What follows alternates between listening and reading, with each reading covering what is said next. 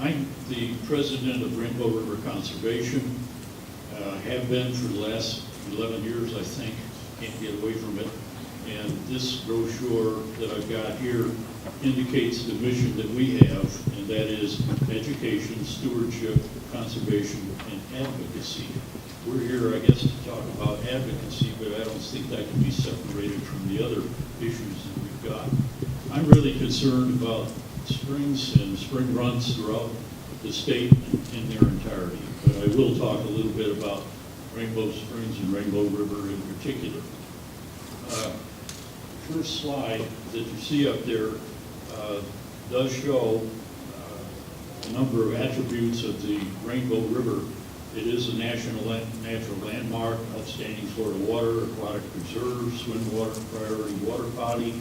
It is also part of the Great Florida Birding Trail.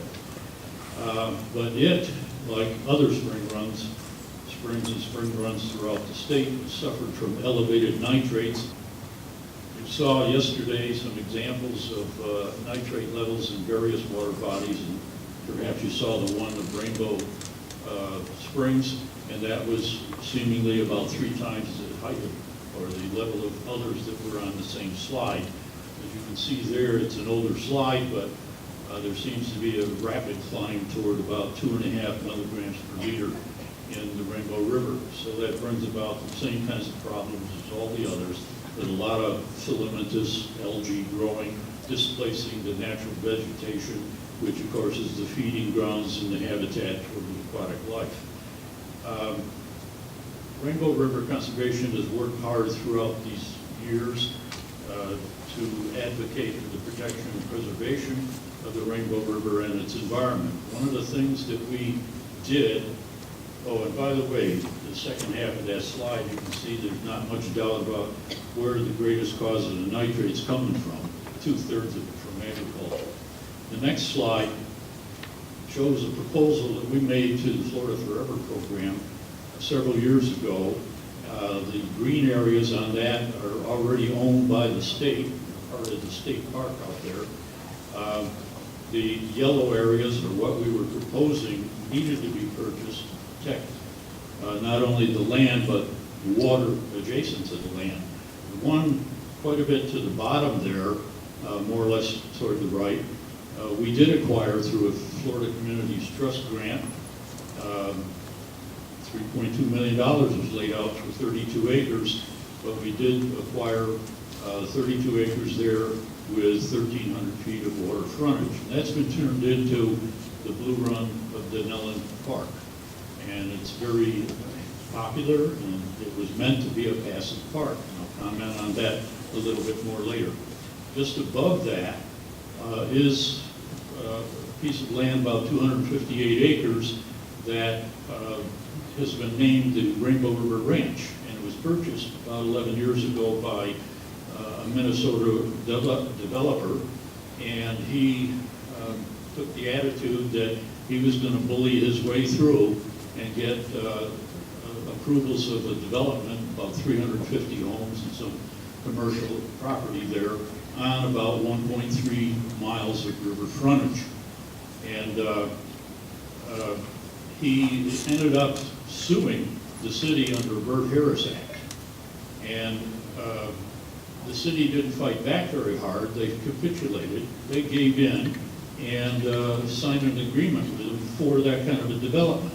At that point, RRC jumped in and intervened in the lawsuit, or intervened in the settlement of that lawsuit.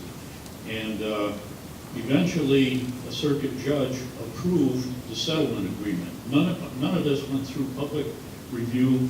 All of it was done in secrecy, and yet that judge approved that agreement. Well, we appealed it. We went to the appellate court, and just this past June, the 3 appellate judges just reamed the living heck out of the developer's attorney, and they overturned the decision by the circuit court. The developer gave up and is now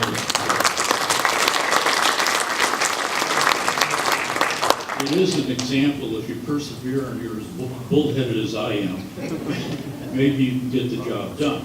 So anyway, that's been acquired. Now, There is an entirely different kind of problem that I'm concerned about on the Rainbow River, and I don't know how many other spring runs are suffered as much as this. And that slide that's up there shows tubing going on the Rainbow River.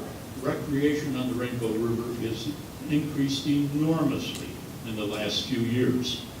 And we're seeing 100,000 or more tubers through the summer period, getting in and either floating down the state side, which is on the east side of the river, a 2-mile run, or getting in a KP Hole, which is a county park, and floating for four miles down to this blue run of Denellen Park and exiting there. That consequently, go to the next slide, consequently leaves us in a position where we don't have a passive park there at Blue Run Park anymore. The problem here is that nobody seems to be in charge. No agency has total control. The county has a portion of the river. The city has another portion of the river. They don't even talk to each other. They've got different ordinances. There is almost no enforcement of any rules or laws or ordinances with regard to the Rainbow River.